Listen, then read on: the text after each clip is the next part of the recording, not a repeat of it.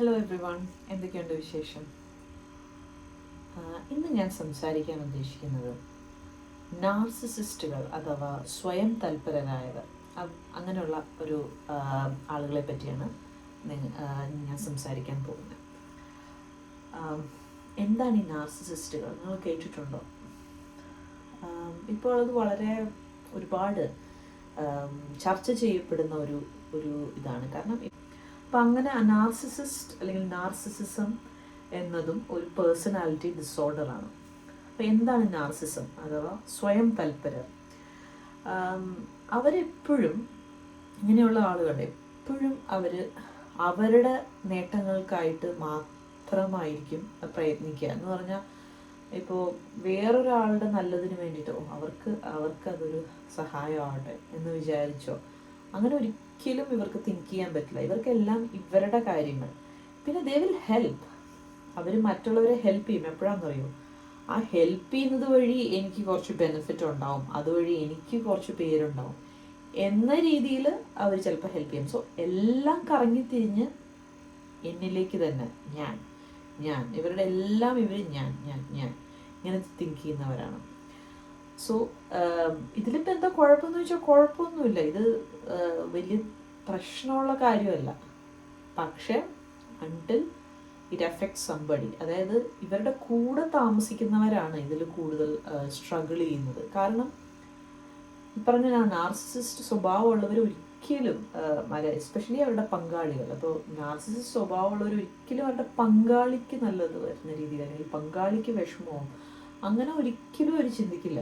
അവരവരുടെ കാര്യങ്ങൾ, എനിക്കങ്ങനെ വേണം, എനിക്കത് ഇഷ്ടമാണ്, എനിക്കിങ്ങനെ വേണം, ഇങ്ങനെയാണ്, ഇങ്ങനെ ചിന്തിച്ച് ഈ മറ്റേ കൂടെ താമസിക്കുന്ന പങ്കാളിക്ക് എപ്പോഴും ഇയാളുടെ ഇഷ്ടങ്ങൾക്കനുസരിച്ച് അഡ്ജസ്റ്റ് ചെയ്ത് കൊടുക്കേണ്ട ഒരു അവസ്ഥയാവും.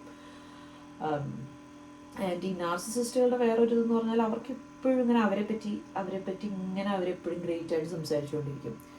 നമ്മൾ വല്ലപ്പോഴും പറയുന്ന പോലെയല്ല, ഇവർ എന്ത് പറയുമ്പോഴും ദേ സ്റ്റാർട്ട് ലൈക്ക് ഞാനിങ്ങനെ ചെയ്തു, ഞാൻ അങ്ങനെ ചെയ്തു, ഞാൻ അങ്ങനെ ചെയ്തത് വളരെ ഇതായി. നമ്മൾ ഈ കേട്ടുകൊണ്ടിരിക്കുന്നവർ finally we get tired of listening this. അവരെ സംബന്ധിച്ചിടത്തോളം ഇത് ഒരിക്കലും ഒരു മടുപ്പുള്ള കാര്യമല്ല. It is part of their personality അങ്ങനെ സംസാരിക്കുക എന്നുള്ളത്. അവർക്കതിലൊരു അബ്നോർമാലിറ്റിയോ ഒന്നുമില്ല. ഇതിലുള്ളൊരു പ്രശ്നം എന്ന് പറഞ്ഞു കഴിഞ്ഞാൽ it affects the other person. And unfortunately ഈ ഒരു പേഴ്സണാലിറ്റി ഡിസോർഡറിന് ഒരു ട്രീറ്റ്മെൻറ്റോ ഇത് മാറ്റിയെടുക്കാനോ പറ്റുന്നതല്ല. ഇത് വൺസ് അങ്ങനെ ആയാൽ ഇത് അങ്ങനെ ആയതാണ്. കാരണം ഇങ്ങനെ ആവുന്നത്, ഇങ്ങനെയുള്ള ഒരു കൈൻഡ് ഓഫ് ആളുകൾ ഉണ്ടാവുന്നതിനുള്ളൊരു കാരണം എന്ന് പറഞ്ഞാൽ അത് അവരുടെ കുട്ടിക്കാലത്തെ തന്നെ ഉണ്ടാവുന്ന പലതരം അനുഭവങ്ങളിൽ നിന്നാണ്. അവർ ഒന്നുകിൽ അവരുടെ പേരൻസോ അല്ലെങ്കിൽ അവർക്ക് ചുറ്റുമുള്ള അവരെ വളർത്തി വലുതാക്കിയവരോ അങ്ങനെ ഉള്ള ആളുകളൊക്കെ ഇവർ ഭയങ്കര ഗ്രേറ്റ് ആണെന്ന് കുഞ്ഞിലേ മുതൽ പറഞ്ഞ് ഭയങ്കര ലാളിച്ച് ഒന്നുകിൽ വളർത്തിയതായിരിക്കും. അല്ല എങ്കിൽ ഇവർക്ക് പലതരം ട്രോമാസിലൂടെ കടന്നുപോയവരായിരിക്കും. ഒരുപാട് റിജക്ഷൻസും ഒക്കെ ഫേസ് ചെയ്ത് എന്നെ ആരും ഗവനിക്കുന്നില്ല എന്നുള്ള ഒരു ഫീലിങ്ങിൽ നിന്നാണ് ഈ നാർസിസം സ്റ്റാർട്ട് ചെയ്യുന്നത്. ഇല്ല അപ്പോൾ ഇതിനെല്ലാം തോൽപ്പിക്കാനുള്ള അല്ല, നിങ്ങൾ പറയുന്ന പോലെയല്ല, ഞാൻ ഭയങ്കര ഗ്രേറ്റ് ആണെന്ന് കാണിക്കാനുള്ള ഒരു ത്വര ഇവരിൽ വരുന്നു. പിന്നീട് ഇത് ഇവരായ ശേഷം ഇവർക്ക് ഇത് മാറ്റാൻ പറ്റുന്ന ഇവരെപ്പോഴും ഇതിങ്ങനെ പറഞ്ഞുകൊണ്ടിരിക്കും. കാരണം they had that trauma of being rejected.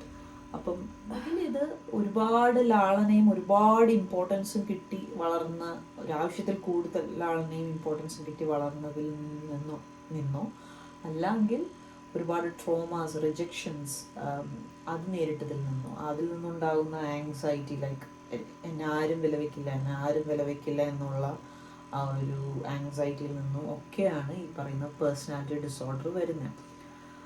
But ഞാൻ പറഞ്ഞ പോലെ അൺഫോർച്ചുനേറ്റ്ലി ഇതിനൊരു ചികിത്സ ഇല്ല. അൺലെസ് ഒരു പരിധി വരെയൊക്കെ ഇത് സ്വയം തിരിച്ചറിയുക എന്നുള്ളതേ ഉള്ളൂ. ഇതിനിപ്പോൾ ഓക്കെ, എനിക്കിങ്ങനെ ഒരു പ്രശ്നമുണ്ട്, ഞാനൊരു നാർസിസിസ്റ്റ് ആണെന്ന് ആ വ്യക്തി സ്വയം അറിയുക എന്നുള്ളതാണ് ഒരു പരിധി വരെ ഇതിനുള്ള ഒരു പരിഹാരം. അപ്പോൾ അത് അറിയും തോറും അകലം കുറയും.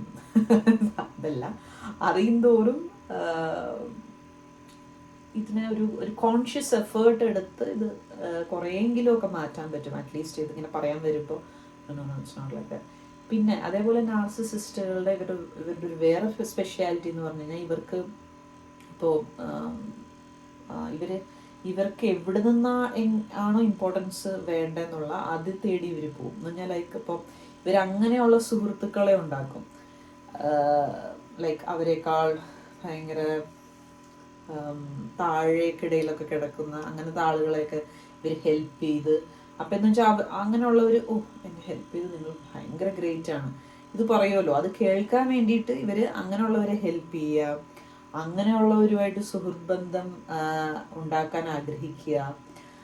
എല്ലാവരും എന്നെക്കാൾ ഒരുപടി താഴെ നിൽക്കുക, അവർക്ക് ഒപ്പമോ അല്ലെങ്കിൽ അവർക്ക് മേലെ നിൽക്കുന്നവരെയോ അല്ലെങ്കിൽ അങ്ങനെ തോന്നുന്നവരെയോ അവർക്ക് ഉൾക്കൊള്ളാൻ പറ്റില്ല. അപ്പം ഇതൊരു ഞാൻ പറഞ്ഞല്ലോ, ഇതിനൊന്നും ചെയ്യാനില്ല. ഇത് സ്വയം തിരിച്ചറിയുക, ഇങ്ങനെ ഒരു ഡിസോർഡർ ഉണ്ടെങ്കിൽ അത് കുറേയൊക്കെ മാറ്റാൻ പറ്റില്ലെങ്കിലും കൺട്രോൾ ചെയ്യാൻ പറ്റും. പിന്നെ ഞാൻ പറഞ്ഞല്ലോ ഇവരുടെ കൂടെ താമസിക്കുന്നവരുടെ കാര്യമാണ് വളരെ പരിതാപകരം. കാരണം എപ്പോഴും ഇവർക്ക് വേണ്ടി ഇങ്ങനെ തോറ്റു കൊടുക്കേണ്ടി വരിക എന്ന് പറഞ്ഞാൽ അവർ ഗ്രേറ്റാന്ന് അവർക്ക് ഒരിക്കലും പറയാൻ പറ്റില്ല. അവർ ഗ്രേറ്റാന്ന് പറഞ്ഞു കഴിഞ്ഞാൽ ഇവർ എങ്ങനെയും അതിനെ അടിച്ചമർത്താൻ ശ്രമിക്കും ഇപ്പോഴും. So the other person is always എന്താ പറയുക ഓൺ ലോവർ ഹാൻഡ്.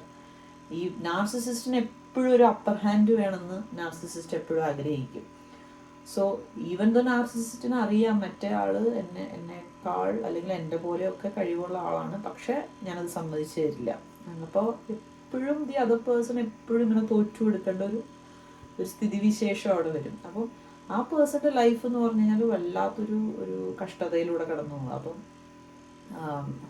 ഒന്നുകിൽ ഇങ്ങനെ ഉള്ള നാർസിസിസ്റ്റുകളായിട്ടുള്ള ഇപ്പോൾ ഭാര്യാഭർത്താവായിട്ടാണെങ്കിൽ ഇപ്പോൾ നാർസിസിസ്റ്റ് ആയിട്ടുള്ള ഒരു ആളാണ് തൻ്റെ പങ്കാളിയെങ്കിൽ മറ്റേ പങ്കാളിയോട് എനിക്ക് പൊതുവെ എല്ലായിടത്തും പറയുന്നതെന്ന് പറഞ്ഞു കഴിഞ്ഞാൽ ഒന്നുകിൽ അയാളുമായിട്ടുള്ള റിലേഷൻ മതിയാക്കുക, നിങ്ങൾക്ക് തീരെ ഒത്തുപോകാൻ പറ്റുന്നില്ല എങ്കിൽ, അല്ലെങ്കിൽ അയാളിത് പറഞ്ഞ് മനസ്സിലാക്കുക, നിങ്ങളിത് ഇങ്ങനെയാണ്, ഇത് ശരിയാവില്ല, ഇത് മുന്നോട്ട് പോവില്ല എന്ന് പറഞ്ഞ് മനസ്സിലാക്കുക. പക്ഷെ പറഞ്ഞ് മനസ്സിലാക്കുക എന്നുള്ളത് ഒരു ഭയങ്കര ശ്രമകരമായ കാര്യമാണ്. എളുപ്പമുള്ള കാര്യം എന്ന് പറഞ്ഞാൽ റിലേഷൻ മതിയാക്കി സ്ഥലം വിടുക എന്നുള്ളതാണ്. സോ ഇതൊക്കെ വളരെ നേരത്തെ അറിയാമെന്ന് മാത്രമേ ഇതിനൊക്കെ ഉള്ളൊരു പരിഹാരമുള്ളൂ. ഒരു നാർസിസിസ്റ്റ് സ്വഭാവമുള്ളവരാണെങ്കിൽ അവരെ കഴിവതും നമ്മുടെ ജീവിതത്തിൽ നിന്ന് ഒഴിവാക്കുക എന്നുള്ളതേ ഇതിനുള്ളൊരു പരിഹാരമുള്ളൂ. അപ്പം എല്ലാവർക്കും നല്ലൊരു ദിവസം നേരുന്നു. Thanks for watching. ബൈ.